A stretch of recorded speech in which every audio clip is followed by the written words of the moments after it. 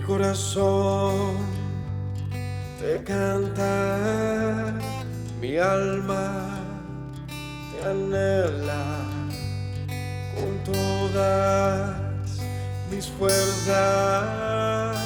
Te amo, roca eterna, tú eres mi esperanza, mi gloria, mi fuerza.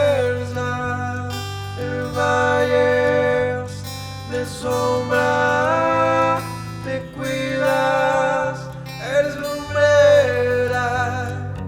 Tú eres fiel, no me dejarás. De la muerte y me levantarás. En tu palabra puedo confiar. Tú eres fiel, no me dejarás. De la muerte y me levantarás. En tu palabra puedo confiar. Eres fiel.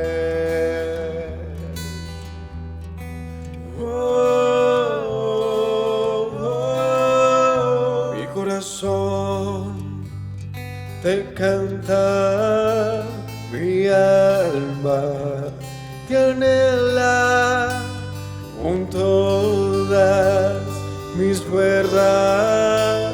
Te amo, roca eterna. Tú eres mi esperanza, mi gloria, mi fuerza. En valles de sombra me cuidas, eres lumbrera. Tú eres fiel, no me dejarás. De la muerte y me levantarás. En tu palabra puedo confiar. Tú eres fiel, no me dejarás. De la muerte y me levantarás. En tu palabra puedo confiar. Eres fiel, eres fiel. Tú eres fiel, no me dejarás. De la muerte y me levantarás. En tu palabra puedo confiar. Tú eres fiel, no.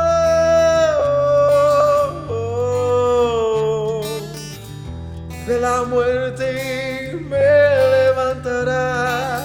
En tu palabra puedo confiar. Tú no.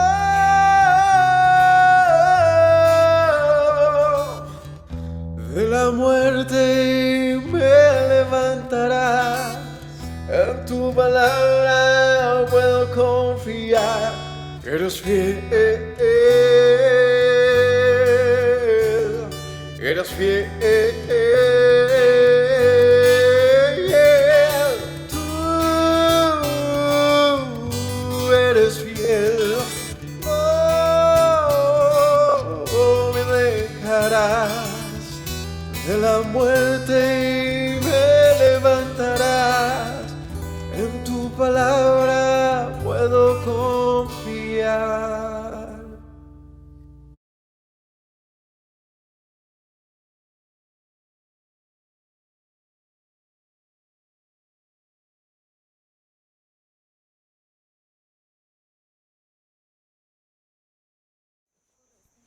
Chao, chalón para todos. Ahí recortamos, ahí recortamos. Ay, parce. Shalom. Buenas noches. 5, 4. Shalom para todos mis hermanos, Yahweh los bendiga y bienvenidos a un estudio más de las Sagradas Escrituras. Estaremos estudiando el libro de Hechos, continuamos, de hecho, iniciamos con un primer video introductorio y con un análisis de la primera sección del capítulo 1. Hoy vamos a continuar con lo que corresponde desde el versículo 6 hasta el cierre del capítulo 1. Hay bastantes o varias cosas por hablar. Es un capítulo o es un libro con mucha riqueza de todo tipo porque nos hace recurrir a la historia bíblica para explicar la razón de los hechos. Es decir, cuando Yeshua llama a sus apóstoles y les da una instrucción y una misión de evangelización, no es algo que se geste como un asunto improvisado o una forma simplemente novedosa que él utiliza con un propósito nuevo. No, la verdad es que todo esto es atribuido a la sabiduría que el Padre desde el principio de la historia bíblica ha estado ejecutando con sus propósitos, sus sazones, sus razones y todo lo que él espera demostrar finalmente y hacer sobre su pueblo. Así que les invitamos a que nos acompañen el día de hoy, que compartan este video, les agradecemos mucho su like y sus comentarios. Son muy bienvenidos a nuestro canal de La Verdad Te Hará Libre. Así que vamos a orar y que el Señor nos dé la sabiduría para este estudio. Padre bendito, te doy gracias porque nos permites acercarnos delante de ti en este día, por tus palabras que son instruidas sobre el pueblo que te busca y que te ama, Señor, del cual hacemos parte con un corazón agradecido por llamarnos hijos tuyos, Señor, por llamarnos de lejos a reconocerte, a reconocer las cosas que has anunciado desde tiempos antiguos, entre las cuales nosotros fuimos también divisados, Padre. Gracias te doy. Enséñanos este día, Padre, tu voluntad, te lo ruego en el nombre de Yeshua. Amén. Un saludo para todos y como siempre este mensaje es dedicado también para mis hijos y para todos los que se conecten posteriormente a ver estos videos. En el último estudio, donde empezamos con el libro de Hechos, hicimos una introducción y un análisis particularmente del Espíritu Santo, por lo tanto les invito a que lo revisen. Lo que es el video previo a este y también los dos videos últimos del libro de Juan, empezamos a abordar un tema particular, complicado, pero muy, muy hermoso acerca de lo que conocemos como Espíritu Santo, Ruach HaKodesh, como el Espíritu de verdad, Espíritu de santidad, etc. Y es importante que lo mencione porque en el libro de Hechos pues va a ser una constante. Y ese fue el enfoque principal que dimos en los primeros versos. Pero ya aquí en el versículo 6 vamos a evidenciar otros asuntos interesantes, así que les agradezco mucho que agarren sus Biblias y nos acompañen. Vamos a releer los versículos primeros para entrar en contexto y empezamos con el comentario verso a verso. Entonces, Hechos, libro de Hechos de los Apóstoles, capítulo 1, versículo 1. En el primer tratado, Teófilo, hablé acerca de las cosas que Yeshua comenzó a hacer y a enseñar, hasta el día en que fue recibido arriba, después de haber dado mandamientos por el Espíritu Santo a los apóstoles que había escogido, a quienes también, después de haber padecido, se presentó vivo con muchas pruebas indubitables, apareciéndoseles durante 40 días y hablándoles acerca del reino de Elohim. Y estando juntos, les mandó que no se fueran de Jerusalén, sino que esperasen la promesa del Padre, la cual les dijo: oísteis de mí, porque Juan ciertamente bautizó con agua, mas vosotros seréis bautizados con el Espíritu Santo dentro de no muchos días. Entonces los que se habían reunido le preguntaron diciendo: Señor, ¿restaurarás el reino a Israel en este tiempo? Y bien, con este versículo iniciamos. De hecho, el último estudio, si no estoy mal, lo titulamos La promesa del Padre, en referencia al Espíritu, ¿vale? Eh, y hay una promesa aquí más que Yeshua les dice. ¿Cuál era? Una pequeña promesa que les hace al final. Seréis bautizados con el Espíritu dentro de no muchos días. ¿Por qué? Porque esto cuando pasa 40 días antes, perdón, 40 días después más bien de su muerte, ¿cierto? Es decir, el Señor se le manifestó a sus discípulos durante 40 días. Y en esos 40 días, ¿qué hizo? Más allá de manifestarse, pues les dio la convicción de que era el Mesías, porque les mostró sus señales, ¿verdad? Su testimonio. Y además, no solamente les dijo, miren, soy yo, resucitado, glorificado, sino que además les demostró con instrucción. Imagínense que usted vaya, que le digan, bueno, tiene una clase magistral. ¿Con quién? Con Yeshua. Nada más ni menos que con Yeshua. ¿Qué hizo Yeshua? ¿Qué les enseñó? Cómo toda la escritura hablaba de él. Y les dijo, ustedes van a ser convencidos por el Espíritu que mi Padre nos ha prometido. Y que recibirán dentro de no muchos días. ¿Listo? Y ahí quedamos. Entonces dice que los que se habían reunido le preguntaron diciendo, Señor, ¿restaurarás el reino de Israel en este tiempo? Y vaya pregunta curiosa. Viendo algunos comentarios pues de comunidades cristianas, generalmente dicen algo así como, o bueno, tampoco puedo generalizarlo, pero algunas que consulté decían algo así como, bueno, ellos no saben ni lo que preguntan, ¿no? O sea, como que esta es una demostración de que el reino se había extendido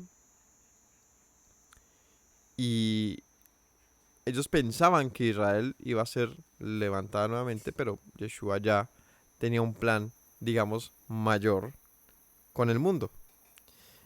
Pero el enfoque del comentario generalmente que encontré es, ellos no se habían dado cuenta que ellos habían sido desechados como nación, como Israel.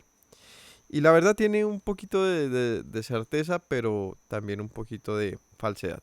¿En qué acierta? Pues que claro, que ellos estaban muy desubicados, no entendían el alcance impresionante que iba a tener a partir de ese momento todas las enseñanzas de Yeshua en el mundo, y en lo cual ellos serían instrumentos para unificar un reino para el Señor que no dependía de una pequeña nación, digamos, hablándose de su parte geográfica, sino un reino que se extendería en el mundo, ¿cierto? Pero ¿en qué se equivoca el argumento común cristiano? En que Yeshua no lo niega, sino que dice, tú no lo sabes. Es decir, que Yeshua de una u otra manera, pues confirma que el reino de Israel va a ser restaurado.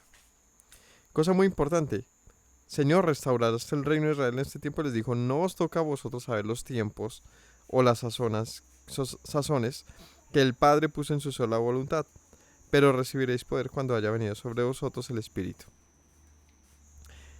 ¿Restaurarás el reino? Y él no les dijo no. ¿El que les dijo? A ti no te toca saber cuándo. Esa es la respuesta que les da. Y es en este punto en el que fallan muchos en su interpretación, pensando que Yeshua está diciendo, como no sabes lo que pides. Porque no es eso lo que él le refuta, sino diciéndole, se manifestará cuando se manifieste.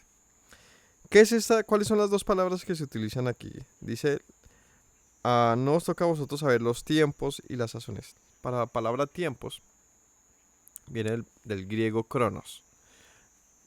Y la palabra sazones del griego kairos. ¿Cuál es la diferencia entre ambos? Yo creo que las hemos visto por ahí o las hemos oído y ambas atienden al término tiempo. Cronos y kairos. Crono viene, pues se utiliza en el español como con palabras como cronología. Y básicamente es el tiempo como se percibe, como se cuenta, ¿no? De minutos, de segundos, de hechos que se pueden contabilizar.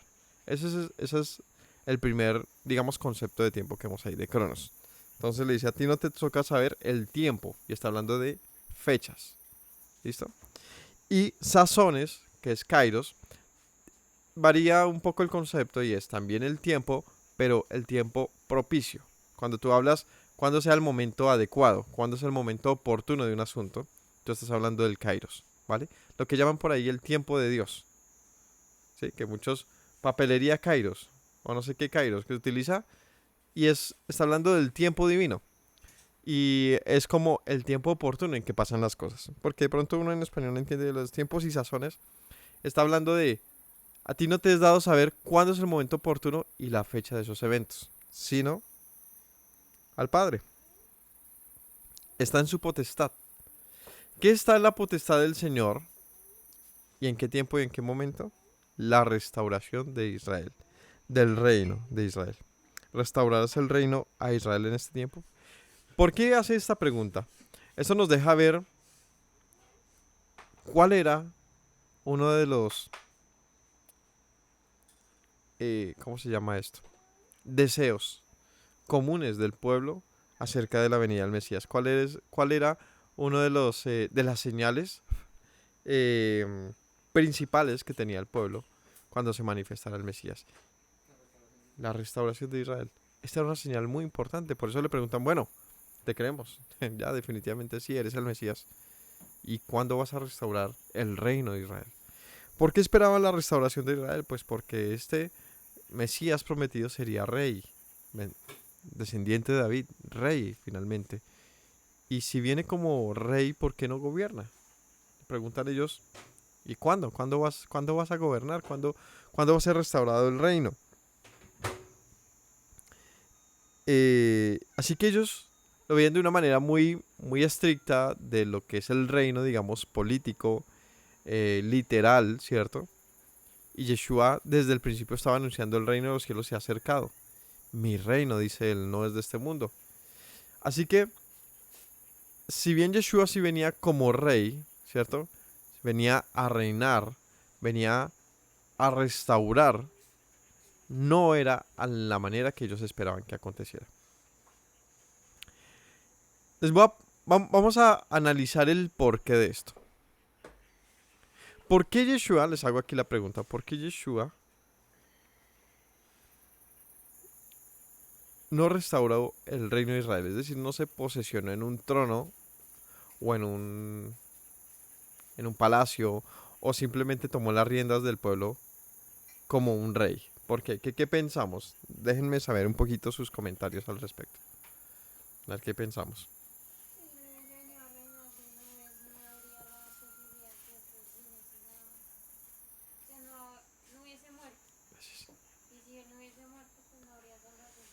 Y si estuviera, sí se habría salvación, porque no, porque es que la pregunta de restauración no es antes de morir, es después de muerto.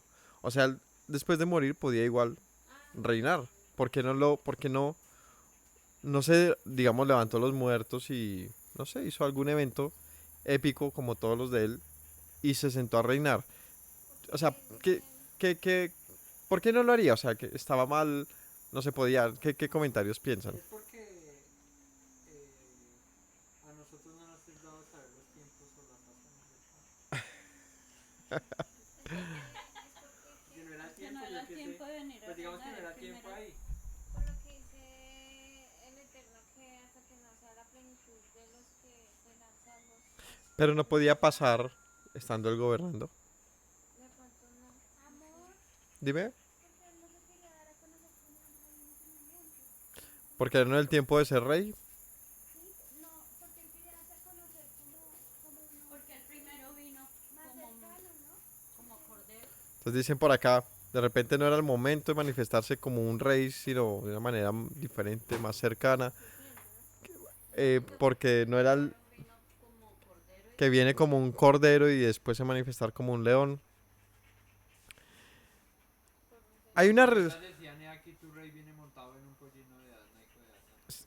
Sí, dice el profeta, ¿no? Tu rey viene. O sea que sí era rey, pero ¿por qué no reinaba? Por misericordia, ¿no? ¿Por qué no reinaba en un trono? Eso implicaba enjuiciar a las naciones que estuvieran ahí, reunir a Israel. Y de pronto el Señor es, como dice ahí, que Él es lento para la ira y grande en misericordia, pues en su misericordia Él quiere extender eso para que muchos le conozcan. ¿En qué momento empezó los reinados?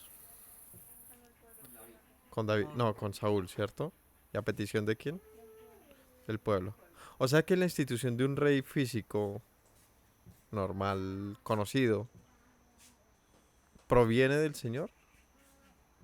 Era una práctica humana.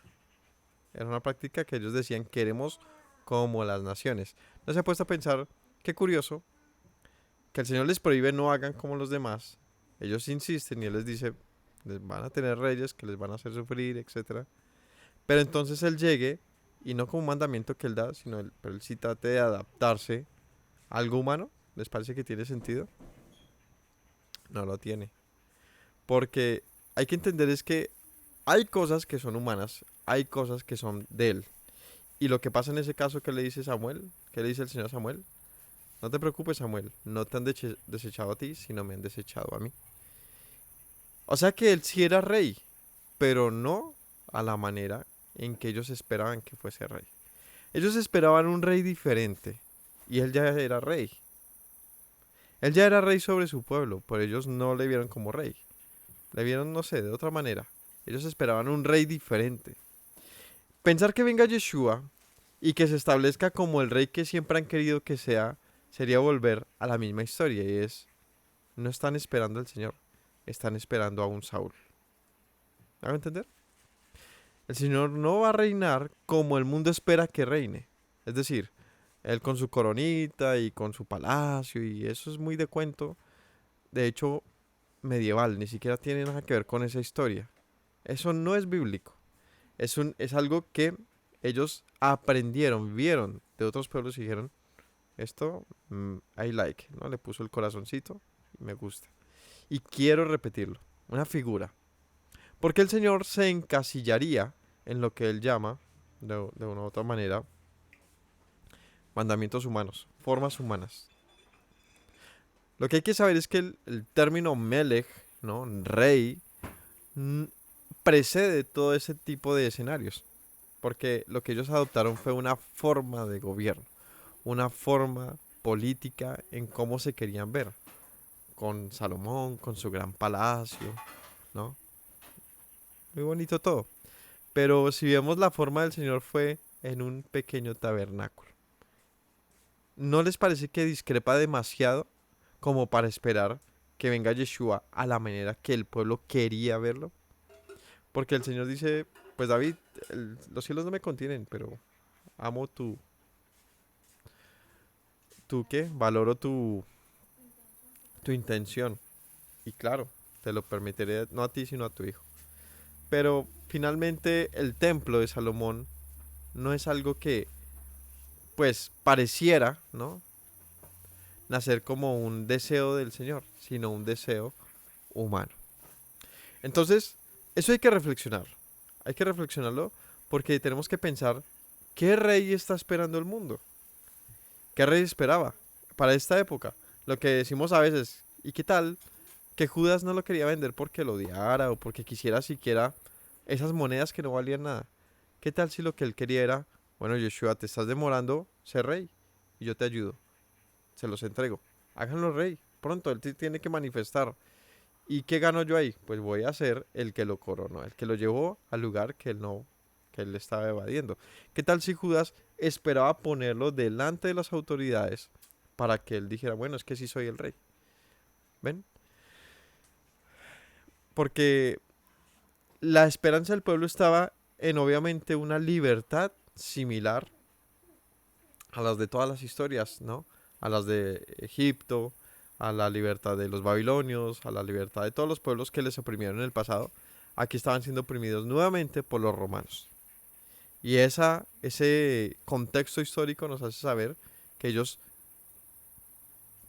pues naturalmente esperaban un libertador, un rey libertador, un rey libertador. Pero otra vez insisto, no se ha puesto a pensar que el Señor no necesitó de un rey para libertar o liberar al pueblo en las dos mayores ocasiones. ¿Cuáles fueron las dos mayores ocasiones de liberación que tuvo el pueblo hasta ese momento? Egipto, ¿cuál era el rey? Ninguno. Babilonia, ¿cuál era el rey? Ninguno. Increíble. O sea, no se necesitaba un rey para una liberación física. ¿Me hago entender? Sin embargo, Moisés fue casi que una figura de Yeshua para el pueblo. De hecho, fue un salvador, ¿no? De hecho, su nombre en la traducción que aparece en la escritura dice salvado por las aguas. O sea que Moisés representa eso, un salvador para el pueblo. O en las épocas de los jueces no se manifiesta que siempre el Señor les mandó un salvador. Así que la figura de salvador no está relacionada con un rey humano, que eso es lo que quiero destacar.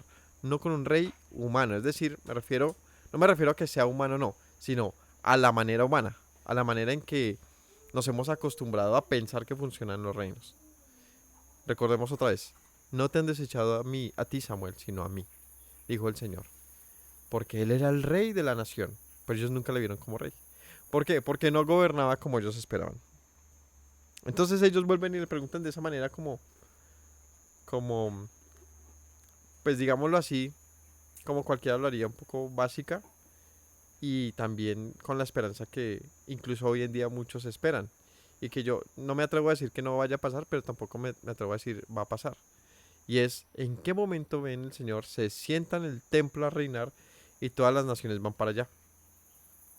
Esa es una figura que se puede leer en las profecías, de lo cual nace esa sensación de cuando Yeshua va a sentarse en el templo, o una figura algo así como que uno piensa, ¿será que así será el milenio? ¿Será que Yeshua viene como lo ve en la visión Juan, por ejemplo, en un caballo blanco desde los cielos con su corona, con su diadema del Rey de Reyes, el fiel y verdadero, y llega al templo de Jerusalén, no sé, y, y se manifiesta y todo el mundo va allá, no sé, como que uno se imagina algo así. O, y ahí ya empieza uno a preguntarse, bueno, y en el templo de Jerusalén, o sea que sí tiene que ser reconstruido, entonces, ¿cuándo se va a reconstruir el templo para que venga el Mesías? Que ahí viene la interpretación de algunos rabinos, esperando, bueno, es que toca forzar que se construya rápido para que llegue pronto el Mesías. Entonces dicen, no, así tampoco es. Va a venir la nueva Jerusalén y él va a reinar en la nueva Jerusalén. Entonces hay tanto divague sobre cómo va a ser que es complicado. Y para allá leemos a Ezequiel o a Zacarías sobre el nuevo templo y es muy diferente del segundo templo, pero demasiado. Lo que nos hace pensar, entonces, ¿qué es esto, cierto? Y la pregunta que yo les hice alguna vez cuando estudiamos Zacarías, y es, ¿cuál es el segundo templo? ¿Hay un segundo templo? El que reconstruyó Esdras, que profetizó Zacarías. O sea que es un evento que sí pasado. Pero uno lo espera como el tercer templo, pero es que esa profecía fue previa a la reconstrucción que hizo Esdras, Nehemías, que hicieron todos ellos y que se levantó desde las ruinas, que fue el mismo templo de Salomón. Porque si hablásemos de un nuevo templo, sería un templo levantado de la nada, porque ahorita no hay templo, no hay nada. Y es una construcción moderna diferente, ¿no?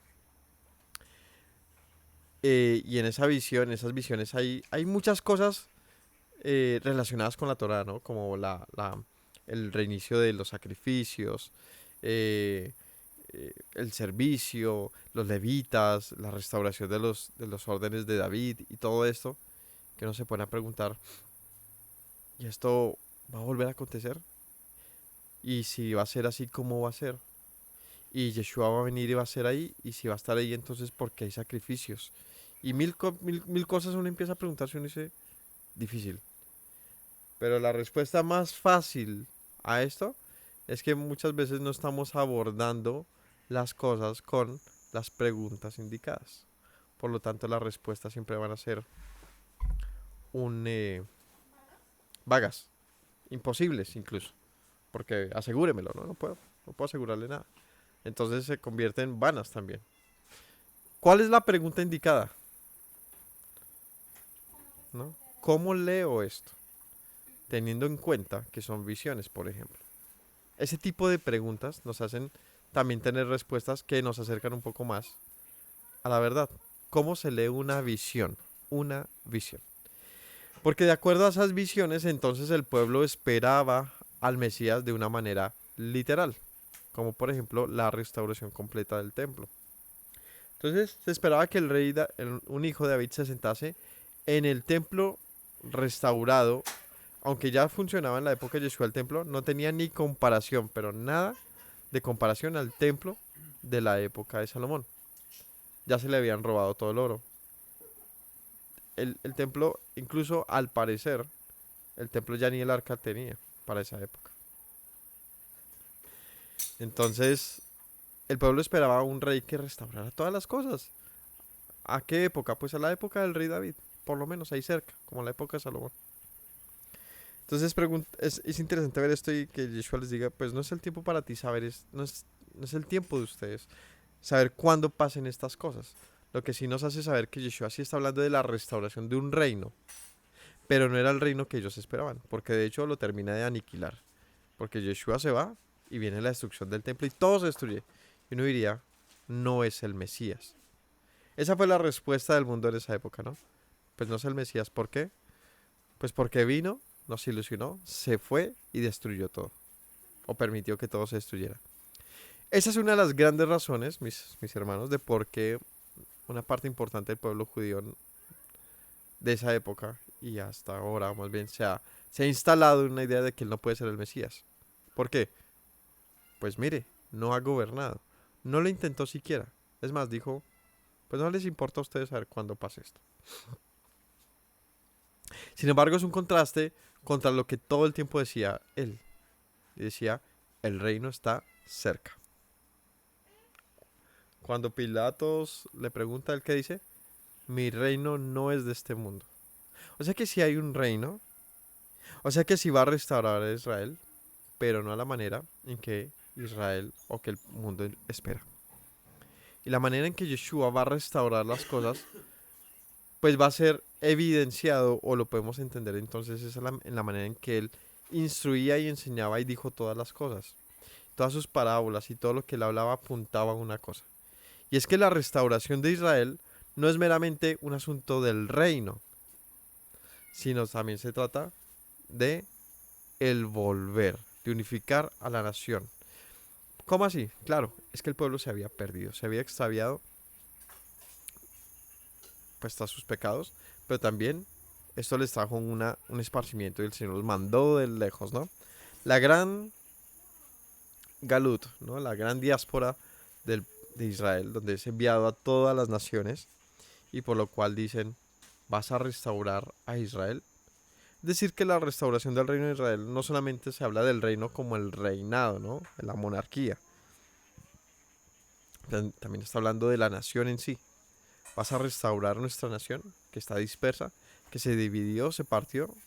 Y Yeshua le dice, no es momento de decírtelo, no. Eso le corresponde a mi Padre. Sin embargo, todo lo que había hecho Yeshua hasta este momento era indicarles que ellos iban a ser los portadores de su voz para la restauración de Israel. Israel sería restaurado, ¿no? Por eso de aquí en adelante les voy a pedir que tengan esto en mente. ¿Cómo el Señor va a restaurar a Israel? ¿Será verdad? ¿Será que sí Israel o ya no más Israel? ¿No? Porque lo que empieza a pasar aquí de Hechos hasta Apocalipsis es hablar de ese tema puntual. ¿Qué del mundo entonces? ¿Qué de los judíos? ¿Qué de los griegos? ¿Qué del mundo? Por eso vamos a poner mucho cuidado a lo que continúa aquí diciendo. Entonces dice, no les toca a ustedes saberlo, pero recibiréis poder cuando haya venido sobre vosotros el Espíritu Santo. Y me seréis testigos en Jerusalén, en toda Judea, en Samaria y hasta lo último de la tierra. Y habiendo dicho estas cosas, viéndolo ellos, fue alzado y le recibió una nube que lo ocultó de sus ojos. Interesante, ¿no? ¿Restaurarás el reino? Pues a ti no te corresponde saber cuándo, pero me serás testigo. Aquí, en Judea, en Samaria, Jerusalén, Judea, Samaria y hasta los confines de la tierra. En otras palabras, le está diciendo, pues va a ser restaurado ¿cuándo? cuando sea anunciado mi nombre en el mundo. O sea que la restauración del mundo está ligado a un cuando en el que todos participamos de una u otra manera por medio de lo que se llama el evangelio, la predicación de la palabra, ¿no? El esparcimiento de la semilla y todo lo que él anunció como parábolas, la semilla que muere, el hijo pródigo, la perla, eh, las vides, la parábola, bueno, cientos de parábolas que les invito a que estudien, que le hicimos aquí un verso a verso de Mateo, Marcos, Lucas y en Juan, mayormente en Mateo, Marcos y Lucas, o sea, están en las parábolas, donde vemos que Yeshua siempre estuvo anunciando la restauración de Israel. ¿De qué manera? Similar a lo que pasa en la agricultura. ¿Piensas que está muerto? Es una pequeña semilla. Pues falta un poquito de fe como eso para mover montes. Es decir, la restauración de Israel solo depende de una cosa, que haya algo de fe. Por eso él dice y exclama en un momento, oh Jerusalén, Jerusalén, que matas a tus profetas, apedreas a los que te son enviados. ¿Cuántas veces quise recogerte como una gallina, recoger sus pañuelos, pero tú no quisiste? Y en otro momento dice, ¿será que cuando regrese hallará, será que cuando regrese hallaré fe en la tierra? ¿Será que habrá fe? Porque es que es por medio de esta fe que anuncia Yeshua que podría ser esparcido el reino a toda la tierra. ¿Sí? Entonces, cuéntame. Yo pienso que la restauración de Israel en cuestión de que reciba vino, pues según todo lo que usted nos ha hablado, quiere decir que la restauración es llamar a todo Israel de las naciones, todo aquel que le sirva y le abrace el pacto y bueno, todo lo que eso es realmente la restauración de Israel. Sí. La restauración de Israel es más profundo que simplemente una figura pública de un rey. ¿Sabe qué pasaría si Yeshua... Y esto es un comentario mío, del cual hago de una vez la salvedad, que no lo puedo confirmar ni afirmar, pero es un pensamiento y es... Si Yeshua reinase en este momento como un rey físico, con todo su poder y su gloria, en Jerusalén, ¿eso en qué te cambiaría a ti y a mí? ¿Sabe qué? Lo daríamos por cierto y ya. Como saber que hay agujeros negros, impresionante, ¿y qué? ¿Sí me entiende? O sea, el hecho de que Él se manifieste con toda su gloria no haría absolutamente ninguna diferencia. Solamente en el momento del cambio, cuando se viere bajar, claro que impactaría lo que sea, pero ya, par días ¿y qué pasó con la cachetada de Will Smith? O sea, ¿me hago entender? No haría mayor diferencia. Lo digo con toda certeza de que así pasó. Pues levantaba muertos, sanaba gente de manera impresionante, hacía todo lo que fuera y ¿qué? O sea, eso que hizo en el pueblo, pues murió en una cruz y no había casi que nadie ahí con él apoyándole. Todo el mundo temeroso, lleno de, de diferentes posturas, una época complicada, ¿no?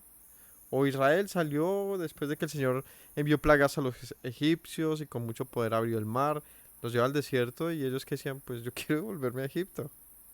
Entonces, si viene Yeshua y se manifiesta, y, pues maravilloso. ¿Y qué? O sea, ¿eso realmente haría un cambio en el corazón del hombre? Créame que el Señor sabe mucho mejor eso que yo. Entonces, ¿qué quiero decir? ¿Que Yeshua no se manifiesta? No, no estoy queriendo decir eso. Lo que sí estoy queriendo decir es que el alcance de lo que Yeshua está haciendo, no sé, no era algo tan, digámoslo así, tan modesto. Era algo mucho más profundo que cumpliría y satisfacería, no sé cómo se dice, lo que anuncia el nuevo pacto. ¿Y qué es lo que anuncia el nuevo pacto? Una restauración de Dios con su pueblo. Entonces serán mi pueblo y yo seré su Dios. Eso es lo que se tiene que restaurar. Samuel, no te desecharon a mí, me desecharon a mí. ¿Qué es lo que se perdió? ¿Qué es lo que se rompió? Pues que el mundo, e Israel en lo particular, desconoció a su propio Dios. Se alejó de él y prefirió otros sistemas a su voluntad. Por lo tanto, lo que Yeshua está restaurando como reino no solamente es que el mundo conozca al Señor, sino que se acerque a Él de tal manera que pueda tener una relación acá, adentro, no en un templo, ni siquiera en unos límites geográficos, sino acá. Y entonces pueda ser una aliyah, más allá que física, espiritual, es decir, sea elevado, pueda acercarse a su morada. Entonces por eso es importantísimo entender que no fue de ninguna manera desechado Israel, sino que Yeshua dice, pues Israel va a ser restaurado, pero en una manera verdadera, que no va a depender de un Israel que hoy va a estar bien, pero mañana no. ¿Sabe qué pasaría? Época de jueces, están bien, pero después ya no. Y eso no tiene ningún sentido, porque el Señor bien dijo, ya estoy cansado de eso, de jugar al gato y al ratón, ¿no? Nah, ya no más. Por lo tanto, el cambio que Yeshua anuncia es un cambio profundo. Un cambio que es posible gracias a que ha enviado una promesa para morar en el corazón del hombre. Por eso dice Yeshua, entonces ustedes me van a anunciar. Dice, me seréis testigos en toda Judea, Jerusalén, Samaria y hasta lo último de la tierra. Y habiendo dicho esto, se fue alzado y lo recibió una nube que ocultó de sus ojos. Esta es la ascensión, es cuando Yeshua es resucitado y luego, perdón, Yeshua resucitado sube a los cielos, ¿no? Es decir, les da la última encomienda y es, serán mis testigos. Así que, ¿qué hace falta para que el reino de Israel sea restaurado? Anunciar las buenas nuevas. Hasta el último día de nuestras vidas, hasta el último hombre que haya, habrá alguien anunciando que hay salvación. ¿Y quiénes volverán? La verdad es que ese es el punto, mis hermanos, que la humanidad es densísima, ¿no? Hay mucha gente, hay muchísima gente. Pero de todos ellos, el Señor ha escogido un pueblo, así como tú y yo, que está allá detrás de una cámara, detrás de un computador, detrás de alguna congregación, buscándole profundamente.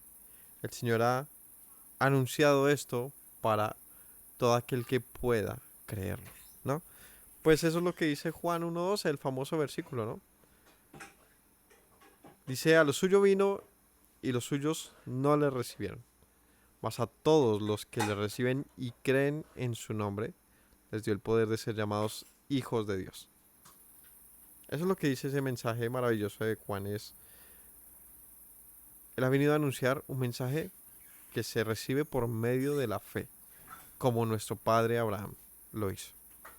Entonces, todo esto es un poquito introductorio todavía incluso. Pero introductorio ¿sobre qué? Pues de todo el Nuevo Testamento. De todo lo que va a anunciar Pablo para allá con sus cartas difíciles. De lo que un Pedro, de Juan, todos están hablando es de eso.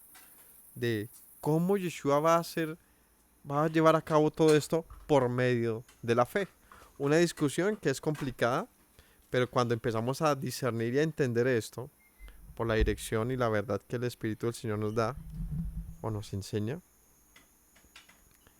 pues todo cobra un sentido mayor. Continuemos. Dice, estando ellos con los ojos puestos en el cielo, entre tanto que él se iba, y aquí se pusieron junto a ellos dos varones con vestiduras blancas, los cuales también les dijeron, varones galileos, ¿por qué estáis mirando al cielo? Este mismo Yeshua, que ha sido tomado de vosotros al cielo, así vendrá, como le habéis visto ir al cielo. Y este es un pasaje muy importante, ¿saben? Porque ellos no están hablando de una manera alegórica. Este es un pasaje que me hace saber que sí, que en efecto Yeshua va a ser visible y no alegóricamente. Es un pasaje que nos ayuda a interpretar algunos de esos acontecimientos. Y es, cuando Él venga, ¿cómo será? ¿Será que es que eso solamente es algo que se tiene que interpretar?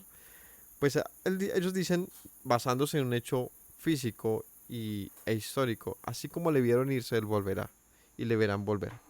Así que Yeshua se va a manifestar. Y eso tiene que ser predicado. Él va a volver y va a ser visible para todos nosotros. Y bueno, de aquí en adelante muchos pasajes van a hablar de eso, de su de su manifestación el día que se manifieste. Pero ¿sobre quién va a gobernar Yeshua? ¿Será que en algún templo? ¿Será que en algún lugar en específico? ¿O será más bien que va a gobernar sobre un pueblo? Sobre un pueblo. Sobre un pueblo. Entonces volvieron a Jerusalén desde el monte que se llama del Olivar, el cual está cerca de Jerusalén, camino de un día de reposo. Y entrados subieron al aposento alto donde moraba Pedro y Jacobo, Juan, Andrés, Felipe, Tomás, Bartolomé, Mateo, Jacobo, hijo de Alfeo, Simón el celote y Judas, hermano de Jacobo. Todos estos perseveraban unánimes en oración y ruego con las mujeres y con María, la madre de Yeshua, y con sus hermanos. Listo. Entonces dice que estaban en el Monte de los Olivos y se volvieron hacia Jerusalén, ¿cierto? Camino de un día de reposo. ¿Cuánto es un día de reposo? ¿Cuánto es el camino de un día de reposo? ¿Saben? No. Camino de un día de reposo es un término que no se usa muchas veces en la escritura, pero aparece como en este caso. El camino de un día de reposo es el tiempo que para la tradición judía o para la costumbre de la época se decía que se debía caminar en un día de reposo.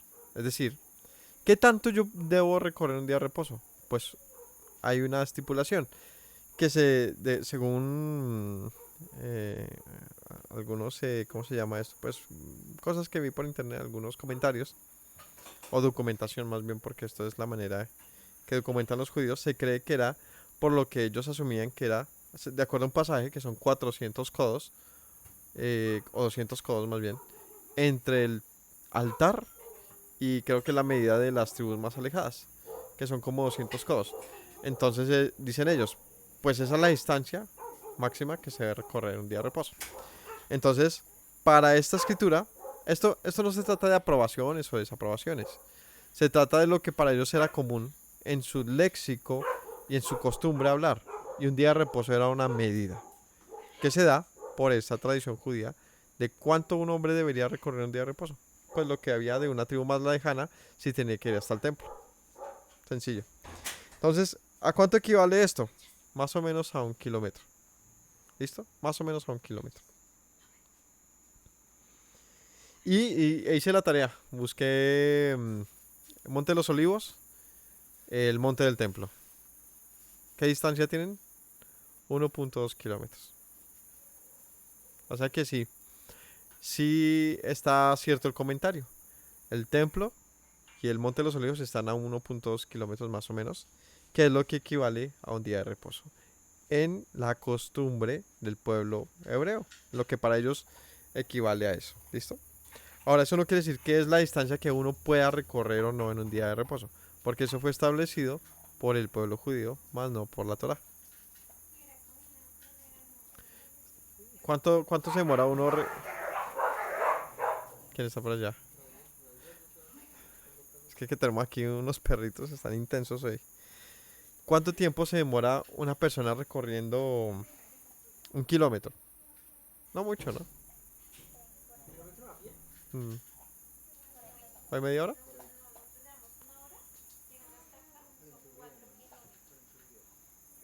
¿Cómo? ¿40 minutos por ahí? ¿Sí? Uno camina como a 6 kilómetros por hora, ¿cierto? O sea que 1 kilómetro uno lo recorre a ¿qué? Sí, en 10 minutos, ¿no? 10 minutos. Bueno, chéquele ahí, péguenle una miradita. El caso es que pues no es mucho, ¿cierto? Realmente es corto, 1 kilómetro es corto más bien. Así que, ¿de dónde salen todos estos pues medidas? De 9 a 14 minutos en los datos recogidos de un estudio en 2019. De 9 a 14 minutos. ¿Sí? Descartado los 40 minutos. Es que se iba gateando. Se iba en reversa haciendo el moonwalk de Michael Jackson. qué maldad. Bien. Continuamos. Bueno, entonces estaban cerca. Sí, este es el lugar donde Yeshua, al lado ahí en el Getsemaní, de los Olivos, donde Yeshua iba a orar siempre, el lugar donde seguramente ellos sabían que estaba el maestro, ahí estaban, y se devolvieron para Jerusalén. Dice que subieron al aposento alto. Interesante este pasaje, ¿no? Y subieron al aposento alto, donde moraba Pedro, Jacobo, Juan, Andrés, Felipe, Tomás, Bartolomé, Mateo, Jacobo, hijo de Alfeo, Simón el celote y Judas, hermano de Jacobo. Ese morar no se refiere como vivir, porque todos sabemos que ellos eran galileos, o sea que no vivían ahí. De hecho, todas las historias cuentan que ellos andaban con Yeshua en Galilea y que cada vez que había fiesta iban con Yeshua hasta Jerusalén. O sea que ellos no vivían en Jerusalén. Este morar no habla de que era su casa, sino habla de que estaban ahí, estaban reunidos. Ese morar es una palabra que en este contexto está hablando de que todos estaban ahí en ese momento, en un lugar llamado el lugar alto. Vamos a ver qué es el aposento alto.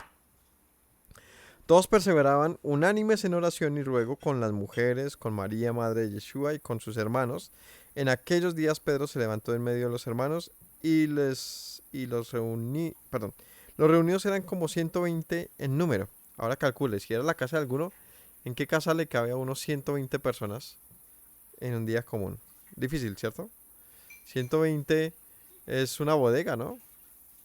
Creo que una iglesia promedio puede tener 120 personas, ¿cierto? Una medianita.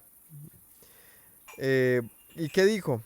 Varones hermanos, era necesario que se cumpliera la escritura en que el Espíritu Santo habló antes por boca de David acerca de Judas, que fue guía de los que prendieron a Yeshua, y era contado con nosotros y tenía parte en este ministerio. Este pues con el salario de su iniquidad adquirió un campo y cayendo de cabeza se reventó por la mitad, sus entrañas se derramaron. Y fue notorio a todos los habitantes de Jerusalén, de tal manera que aquel campo se llama en su propia lengua Aceldama, que quiere decir campo de sangre, porque está escrito en el libro de los Salmos: sea hecha desierta su habitación, y no halle quien more en ella, y tome otro su oficio. Bien. Entonces dice que estaban en el aposento alto reunidos todos.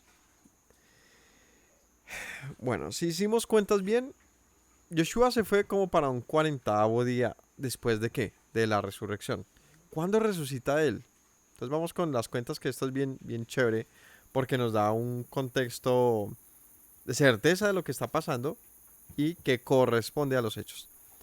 A ver, Yeshua muere en un tiempo de Pascua, empieza panes sin levadura, por eso lo descuelgan, porque venía el día de reposo, ya que Yeshua es enterrado antes del primer día de panes sin levadura. Luego viene el sábado semanal, el Shabbat semanal, y él resucita después de haber pasado esos 3 días y 3 noches en la tumba. O sea que él resucita un primer día de la semana, un domingo, como pues varios textos lo anuncian. Bien, hasta ahí, bien, chévere. Resucita un domingo. Pero ¿qué pasa? Que ese primer domingo en que se levanta también es un día especial.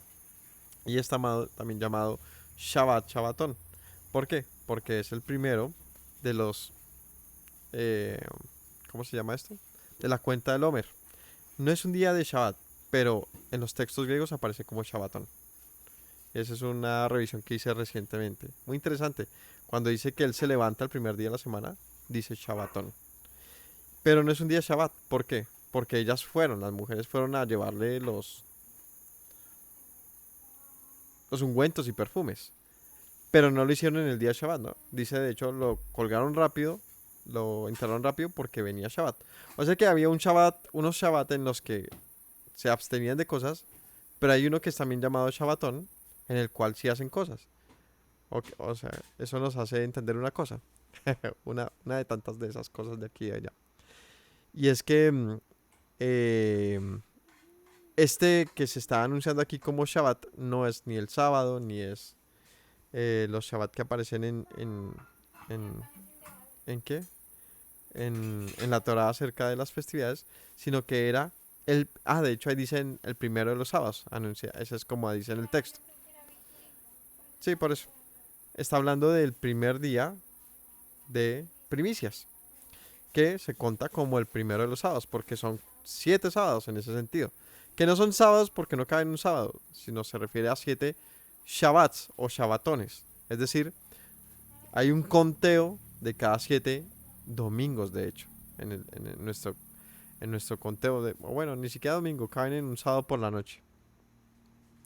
Pero se le llama, de acuerdo al griego, que lo pueden ahí checar, no aparece en todos los libros así, pero sí en 2 o 3 de ellos, y les llaman el primero de los Shabbatón. O sea que él resucitó ahí, ¿sí? Para muchos entran en confusión, o sea que si resucitó el sábado o el domingo, porque me dice Shabbat, sí, pero no está hablando del Shabbat, Shabbat, o si no, ellas no habrían ido a la tumba. Está hablando de el Bikurim o primicias. Bien, listo, ya resuelto eso. Se cuentan, de acuerdo al mandamiento, 49 días y después viene un cierre final del ciclo anual de festividades. Entonces, dice que después de resucitado pasan 40 días en los que está con el pueblo, o sea que faltaban para ese saldo restante, faltaban 10 días, ¿sí? Para llegar al 50º día, mejor dicho, al Pentecostés o al Shavuot que se conoce, o fiesta de Sukkot. De semanas, perdón. De semanas. Quedan 10 días. ¿Qué pasa en esos 10 días? Bueno, que ellos suben hasta Jerusalén y se empiezan a reunir, ¿sí? ¿Por qué se quedaron en Jerusalén? Pues porque es tiempo de fiesta. Entonces, por eso es que estaban todos juntos en el aposento alto. ¿Qué es el aposento alto? Bueno, este asunto de aposento alto hace referencia al lugar en el que estaban. Ellos estaban en el lugar alto de Israel, que aún hoy se tiene en cuenta así, y no solamente de Israel, sino del mundo, y es Jerusalén. Cuando se dice que subieron a Jerusalén, aquí aparece el término de aposento alto. Pregúntese en qué casa o en qué lugar podría usted normal estar hablando con 120 personas en este primer anuncio. Este primer anuncio. Porque más adelante se va a hablar que hubo una conversión de más de, ¿cuántas personas? 3.000 personas. ¿En qué casa, azotea, patio caben 3.000 personas? A menos que, en efecto, sí esté hablando de una referencia para ellos, lo que ellos entendían como el aposento alto. La morada alta. ¿Cuál es la habitación alta del mundo? El templo. O sea que ellos estaban habitando en el templo, pero no durmiendo en el templo, obviamente, sino se estaban quedando en Jerusalén y se estaban reuniendo cerca de Jerusalén, no dentro del templo, pues es un servicio de sacerdotes, pero sí estoy seguro que alrededor del templo había una zona importante de, ¿cómo se le llamaría esto? De hoteles, de hospedajes, de lugares para todos los peregrinos que venían. No sé cómo funcionaría en esa época, pero seguramente había un montón de lugares que se alquilaban o se servían para reuniones masivas, muy importantes, grandes. Así que aquí cuando dice que estaban 120, no necesariamente estaban en un lugar en particular que uno diga, sí, es que es la casa de este otro, aunque también pudo ser, ¿cierto? Alguien que tuviese una casa muy, muy, muy, muy grande. Porque se anuncia que, pues, viene un estruendo que entra a un lugar, o sea, están dentro de un lugar. Bueno, el caso del que quiero decir es que hay que entender que estaban ahí, al ladito del templo, ¿sí? Ese es el lugar donde estaban reunidos. ¿Por qué? Porque se venía una fiesta dentro de pocos días, que es la que se anuncia en el capítulo 2 y que la otra semana estaremos estudiando. Entonces, ellos están ahí y dice Pedro, ¿no? Se levanta. Dice que habían como 120 personas. Y estaban todos los apóstoles. Y además, quien dice, todos perseveraban unánimes en oración y ruego con las mujeres, con María la madre de Yeshua y con sus hermanos. O sea que aquí estaban las mujeres que habían sido discípulos también, que estuvieron fieles en todo el trasegar de Yeshua, y su familia. Finalmente, su mamá y sus hermanos terminaron en el grupo, ¿no? ¿Se acuerdan que ellos no fueron como tan... De acuerdo a algunos pasajes, como que no fueron tan... Como que no... Sus hermanos como que no le dan mucho valor a Yeshua, o no sé, pero Yeshua mismo dice, su madre y sus hermanos, mi madre y mis hermanos son los que hacen la voluntad del Señor, y fue una manera poco brusca de referirse a ellos, como quien dice, ellos no lo son. Pero aquí luego que él ha muerto, ellos sí estaban ahí al lado. Pero es que imagínense que va a pensar un hermano de uno después de que lo vea uno resucitado. o se entera que uno está por ahí andando. Pues sí. Igual, mucha gente le amó, ¿no? Independientemente que creyera mucho o poco en él. Después de ver todo esto, él se convirtió en un punto importantísimo en todos los sentidos sociales, en todos los sentidos. Dice que perseveraban unánimes, importante. Después de la muerte, después de la resurrección de Yeshua, ¿qué pasó con todos los que habían creído en él? Se unificaron, se empezaron a esconder, no. En este momento estaban en público en Jerusalén. Empezaron más bien a sentir a tener ese sentir de somos un pueblo con una misión y es restaurar a nuestro propio pueblo. Somos un pueblo que no podemos dispersarnos más de lo que estamos, sino tenemos que estar unánimes. Tuvieron algo, una motivación que no tenían, que habían perdido. ¿Cuál era? Pues el camino que Yeshua había anunciado. Ellos estaban extraviados, ya no tenían razones para vivir ni nada, pero llegó uno que les sanó, les salvó, les perdonó y les enseñó un camino excelente que les dice, siempre estuvo anunciado, pero no lo entendieron, lo habían distorsionado. Rescató entonces a un pueblo ignorante, torpe y pecador. Y estos que, pues renovados, con fe, con amor, unánimes, con perseverancia, empezaron a tener todo en común, ¿no? A unirse. Dice que en aquellos días, estamos hablando de que fueron 10 días de diferencia, en aquellos días Pedro se levantó y dijo, varones hermanos, es necesario que se cumpliera la escritura en que el Espíritu Santo habló antes por boca de David acerca de Judas, que fue guía de los que prendieron a Yeshua, ¿no? Y cuando anunció la escritura que Judas le iba a vender. Pero ¿qué dice? ¿Se acuerdan? Hay un pasaje que se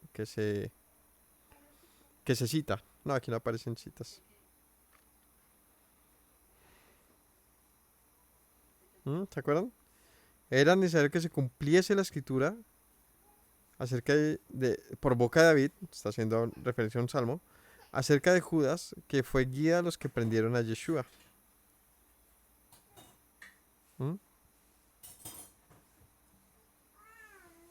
¿No? ¿Se acuerdan de ese pasaje que dice, mi hermano, el que estaba junto a mí, levantó contra mí su calcañar? Dice algo así. Ese lo cita Yeshua, o se cita más bien, cuando se habla de que, cuando están en la última cena, cuando Judas es el que Yeshua le dice, vas a ser tú, ¿no? Cuando se le anuncia, allí se cita esto. Es justamente su hermano, en quien él confiaba, se levantó contra él. Así que, dice Pedro, pues así como escribió David, se cumplió en él, que uno de los suyos le entregó. Y aquí les dice, este era uno de los nuestros, tenía su ministerio con nosotros. Este pues con el salario de su iniquidad, o sea, con lo que le pagaron, adquirió un campo, compró un lotecito, cayendo de cabeza se reventó por la mitad, todas sus entrañas se derramaron. En el lugar que compró, se mató, se suicidó. Un error terrible, ¿por qué? Porque cerró toda posibilidad al arrepentimiento, toda posibilidad a un perdón, toda posibilidad a una restauración que era posible. Porque Yeshua, a pesar de todo, no le odió, ¿no? Que le dice, amigo, ¿a qué vienes? A pesar de todo y sabiendo siempre desde el principio, desde el día que le vio, desde antes incluso de nacer, sabía que Judas le iba a entregar. Y aún así lo llamó su amigo. Pero no pudo de la culpa y se suicidó. Entonces dice, fue notorio a todos, de tal manera que aquel campo se llama Aceldama. O sea, esto se supo que él se había suicidado. ¿Qué significa campo de sangre? ¿No? Porque está escrito en el libro de los Salmos, sea hecha desierta su habitación y no haya quien more en ella y tome otro su oficio. Así que él dice, así que se fue, es necesario que sea reemplazado, que otro tome su oficio. Es necesario pues que estos hombres que han estado junto con nosotros todo el tiempo que el Señor Yeshua entraba y salía entre nosotros, comenzando desde el bautismo de Juan hasta el día en que entre nosotros fue recibido arriba, uno se ha hecho testigo con nosotros de su resurrección. Y señalaron a dos, a José llamado Barsabás, que tenía por sobrenombre Justo, y a Matías. Y orando dijeron: Tú, Señor, que conoces los corazones de todos, muestra cuál de estos dos has escogido, para que tome la parte de este ministerio y apostolado, de que cayó Judas por transgresión para irse a su propio lugar. Les echaron suertes y la suerte cayó sobre Matías y fue contado con los 11 apóstoles. La elección de uno que reemplazara a Judas. ¿Cuál es la característica clave que pone Pedro para la elección? ¿A quién se debía elegir? Uno que hubiera estado con él, Uno que desde el principio hubiera visto lo que hubiese visto todo. Es decir, ¿qué se necesitaban? ¿Qué eran los apóstoles principalmente? Testigos. Me seréis testigos en Jerusalén, Judea, Samaria, hasta los confines de la tierra, dijo Yeshua. O sea que sí, un apóstol, como un factor importantísimo, debe ser un testigo fiel de un asunto. Estos apóstoles que se mencionan acá tenían un propósito que que nadie más podía tomar, y era unos que le vieron, que convivieron, que hablaron con él, que comieron con él, que rieron con él, es decir, que estuvieron siempre presentes en su vida y por lo tanto pueden dar un testimonio fiel. Ese era el propósito de los apóstoles. Y entonces, ¿qué con Pablo? Hay quienes piensan, y es un comentario pues también me parece un poco válido, que de repente Pedro se afanó un poco a reemplazar rápido a Judas, porque quien realmente podría ser ese 12º apóstol sea Pablo, alguien que no fue llamado por Pedro, sino por Yeshua, como ellos fueron llamados por Yeshua. Ninguno fue llamado a otro apóstol. Yeshua los llamó a todos. Y si se fijan también en el relato, y ellos también reconocieron a Pablo, me refiero a los otros apóstoles, es Yeshua quien llama a Pablo y no un hombre. Así que es interesante verlo porque sería un 13º apóstol. Pero ahí está el argumento, pero es que él no caminó con Yeshua, ¿no? Él no lo vio, él no, o no sé qué tanto le llegó a saber de él, pero sí o sí, él no tuvo nada ni parecido a lo que los apóstoles tuvieron con Yeshua. Pero sí que tuvo Pablo una experiencia donde Yeshua mismo se le aparece y le dice él, o sea, ¿qué estás haciendo, Pablo? Pues tú me vas a anunciar entonces. O sea, Yeshua le encomienda lo mismo que a los otros apóstoles. Por lo tanto, en el libro de Hechos vamos a ver que Pablo todo el tiempo relata su conversión. Ese es muéstrame sus credenciales. Yeshua se me presentó cuando iba camino a Damasco, ta. Así que pues no lo sé, pero si se trata de evaluar la obra, el alcance de la misión que Yeshua les anuncia, Pablo es uno de los que más. Así que no sé, igual es un comentario, no sé qué con el pobre Matías, pero además que también pudo ser un gran apóstol, de lo cual no tenemos registros, no importa. El caso es que hay que ver eso, ¿no? Que Yeshua mismo suscitó a sus enviados, los capacitó, les instruyó y les dijo cómo hacerlo. Y ahí es lo que vamos a descubrir en el libro de Hechos, que es un libro que nos va a aportar toda esa historia de los apóstoles, cómo llegó su ejercicio a darnos hasta el día de hoy tal conocimiento que pues Mateo, Marcos, Lucas, Juan, que fueron finalmente pues también discípulos de Yeshua. Es decir, esta es una obra grande de hombres que creyeron en Yeshua, que confiaron en su voz y que nos aportan al día de hoy pues la oportunidad de también ser discípulos. Es decir, yo también, ¿no? Como Pablo diciendo, pues teniendo sus discípulos y diciéndoles pues vayan y hagan más Yeshua, perdón, diciéndoles hagan más discípulos y a estos mándeles que también hagan discípulos. Así que es otra evidencia de que todo lo que el Señor ha dicho tiene verdad y cumplimiento. Así que familia, gracias por habernos acompañado en este estudio. Les esperamos a la próxima enseñanza con el capítulo 2 del libro de Hechos. Muchas bendiciones y shalom.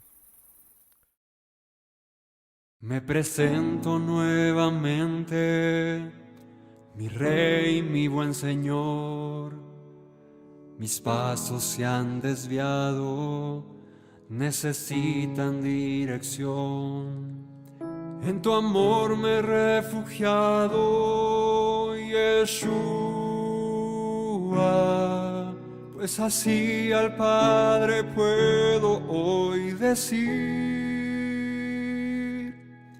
me presento nuevamente, mi Rey, mi buen Señor. Mis pasos se han desviado, necesitan dirección. En tu amor me he refugiado, Yeshua, pues así al Padre puedo hoy decir: Abba, Padre, Baruch atah. Señor Dios nuestro Rey de eternidad, Abba, Padre, Baruch atah. Adonai Eloheinu melech haolam.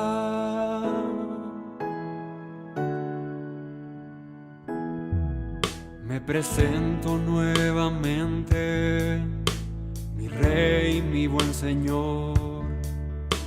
Mis pasos se han desviado, necesitan dirección. En tu amor me he refugiado, Yeshua, pues así al Padre puedo hoy decir: